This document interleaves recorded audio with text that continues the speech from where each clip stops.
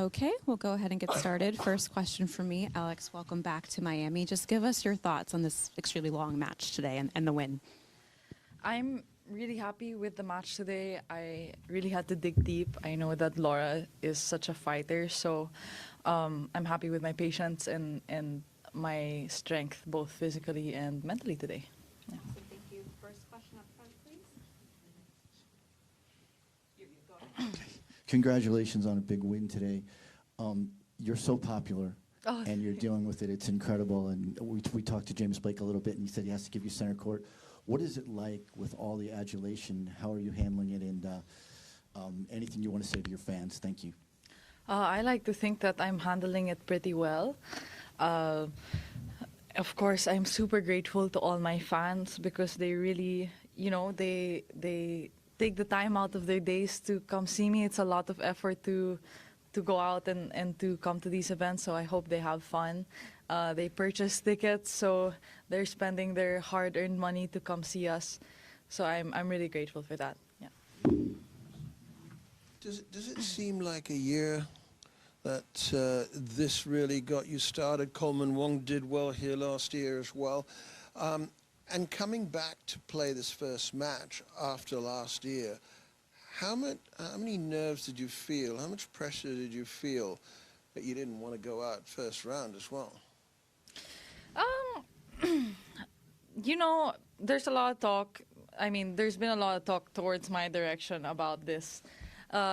So you say pressure of coming back, and it's real. I mean, it's definitely real. I guess it's natural for the public or whoever to have some sort of expectation because I did so well last year. But how I approach it is that all the work's been done before this tournament, So I'm happy because I've been doing well throughout the whole year, and I've had results even just last week and the week before and throughout the year from last Miami Open to this year.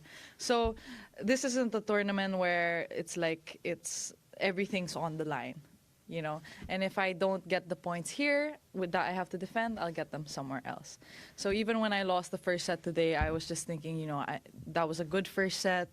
I was able to compete. She played well when it counted.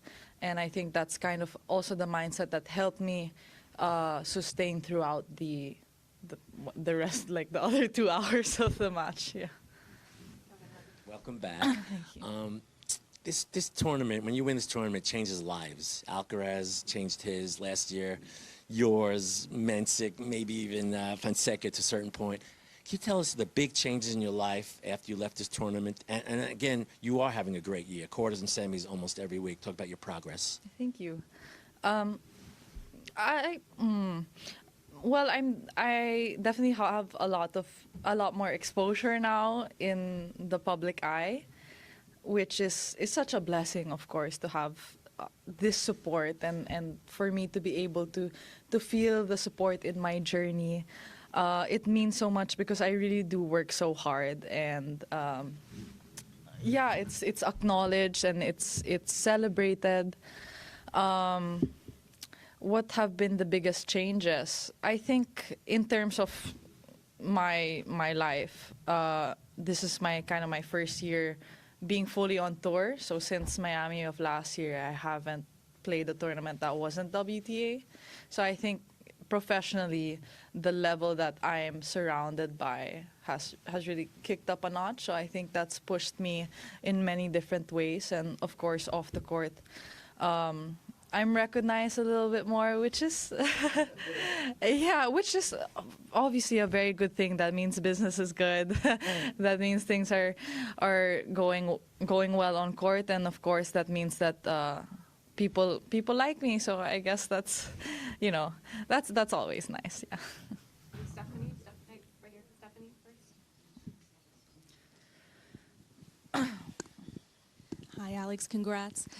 Speaking of your first year on tour, I'm curious if there's anything that you and your team have learned or adapted on how you are approaching the matches, or maybe how you're approaching recovery, maybe now that you have more experience or more resources?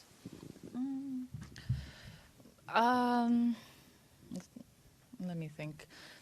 it's hard to answer because I've had the same team pre-Miami last year until now, and I'm sure they have changed some things within them. But I think that's also what's the great thing about my team is they don't make it feel like such monumental changes for me. It feels like, we take it day by day, and they really keep my feet on the ground. Yeah. Hi, Alex. You seem to have a very great sense of style on your Instagram. Do you love shopping and that? I saw your trip to Nike where the images were really great and you had all these sort of like custom sweaters and really cool stuff. Is that something you're interested at all in fashion and maybe in the future eventually having sort of like custom kits on court and things like that? I would love it. I am a fashion lover. I'm very much into kind of like pop culture, and for example, like when the Met Gala comes out and all the looks, like I'll go through them and I'll see. Not to say that I'm a fashion expert. I like to style myself. I like to feel cool because I think when I think I look good, like I feel good, it makes me more confident. So yeah, I am. That's something I would love to be interested in. Yeah. Hi, Alex. Hi. Congratulations on the win. Last year here, you played Iga in the quarterfinals, and you got that really big win. There is a chance you could potentially play her again. What are your thoughts on facing her again, given the experience you had here last year? I would love to face her again. Of course, matches against players of Iga's caliber is always a great opportunity for me. And the fact that I'm able to put myself in a position where a potential matchup with her or even Magda is a possibility. I think that's a really positive sign for me, especially after today's match and how long that dragged out. I'm really happy, and very excited. Hi, Alex. Congratulations on your win. Obviously, we've talked a lot about your popularity. Particularly, I kind of wanted to ask you about your popularity within the Asian community as well. We've seen so many of the younger Asian tennis players now rising. We've mentioned Coleman Wong. Giannis is currently battling it with Yulia right now. I'm just curious to know your thoughts on the development and the rise of young Asian players as you guys are making your way up the ranks and doing so well in these tournaments. I think it's such a good thing for tennis that Asian players are coming up and we're coming out on fire. And I think representation is really important. And I think we're in an era right now where a lot of different kind of demographics are being represented in the tour. So I think that's a great thing. I remember growing up, I really looked up to Lina because she was Asian. And of course, because she was just such a great competitor. So I think it could be really great for the next generation. Yeah. Hi, congrats. Hi. When you look back on your career, of course, the last year, this tournament might be one of the biggest achievement for you. But besides that, is there any like a big wins or particular tournament where you get confident, or it's not necessarily about the match, but maybe it's some like a decision making, like going to Rafa's Academy or something. So what do you think is the kind of like a turning point of your career? I don't think, well, of course, Miami Open last year is the obvious turning point in my career. But aside from that, I think it's really gone step by step, and it's been a progression, which I think is very healthy. And it really, I'm happy looking back at it to see the work I've put in, behind the scenes and seeing it come to life on court. And even, even when I lose, it's always part of the process. So I'm happy knowing that, after those certain like difficult moments, I was able to bounce back. Yeah. Hi, Alex. Congrats. Putting this in perspective, you've always said to us that you're so happy that tennis is booming in the Philippines. Courts are hard to get. So many young players are now taking up the sport. But to push it up to the next level, to see someone else like you, we know your path was through the Nadal Academy at age 12. In other sports, it's also been the same. I've been around Philippine sports for 20 years, and it's always that if you want to make the international level, you have to train abroad. We had the Philippine Open. It's booming, you know, but what is your take on when you see the technology back home of coaching, development of players versus what you've experienced in Spain? What are your thoughts on that, and how would like a college star or a high school star make that next leap? Is it necessary to go abroad?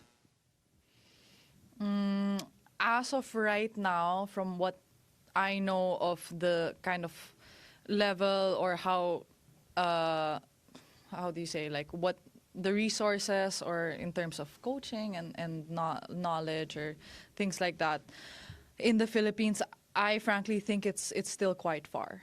I think we still have a gap to close. I think there's still a lot to learn for us, but I do believe we are in the right direction. What has surprised you the most? I mean, for me, to see so many Filipino and Filipina fans, and the situation in Melbourne during the Australian Open with that queue waiting to get in for your matches. But when you look through the last 12 months, is there one thing that has really surprised you with your rise and attention? In terms of the crowd, you say? In terms of anything, really. But, I mean, obviously the crowds and the attention you receive, I would think, is a huge factor, especially what happened in Melbourne. Yes, Melbourne is one of the instances where that really stuck out to me. I didn't realize the size of the crowd until after my match when I had seen some videos, some clips online. And it really came as a surprise to me, but I'm so happy and so privileged that I'm able to bring that sense of community out in the people. I think, I guess that would have to be the biggest surprise and something relatively unexpected. Yes. Okay, we'll leave it there. Thank you guys. All right, thank you.